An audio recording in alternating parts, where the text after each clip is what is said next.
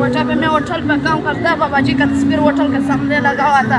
फिर हमारा सेठ चला लिया बाबा जी का तस्वीर में, उसके साथ लड़ाई किया। बिस्मिल्लाहिर्रहमानिर्रहीम। वीडियो के शुरू में मैंने आप लोगों को एक छोटे से बच्चे की वीडियो दिखाई जो तहरीक लब्बैक या रसूलुल्लाह पाकिस्तान के लॉन्ग मार्च में शामिल है, और वो इस बात का क्लेम कर रहा है कि वो होटल के ऊपर काम करता था और होटल के मालिक के साथ लड़कर वो TLP के मार्च में शामिल हुआ है।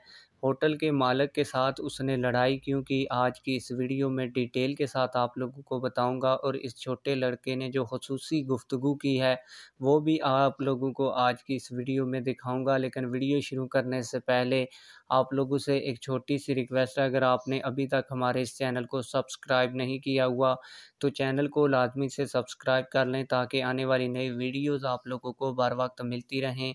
आप लोगों को बताता चलूँ कि ये बच्चा एक होटल के ऊपर काम करता था और होटल के सामने इसने तहरीक लब्बैक पाकिस्तान के पहले जो अमीर थे अल्लामा खादम हुसैन रिजवी साहब, उनकी तस्वीर आकर लगाई, जिस पर होटल का जो मालिक था वो इस तस्वीर से जलता था, जिस पर इस बच्चे ने होटल के मालिक के साथ लड़ाई की और फिर लड़ाई में कहा कि तू अगर इस तस्वीर पे जलता है तो मैं तुझे बाबा जी के जलसे में जाकर दिखाऊंगा। तो उसके बाद जैसे ही हाफिज़ साद रिजवी साहब ने मार्च का ऐलान किया तो ये बच्चा कोयटा से चलकर कराची पहुंचा और कराची से मार्च में शामिल हो गया। आइए उसकी हसूसी गुफ्तगू भी सुनते हैं। तुम कहाँ से आए हो? कोटा।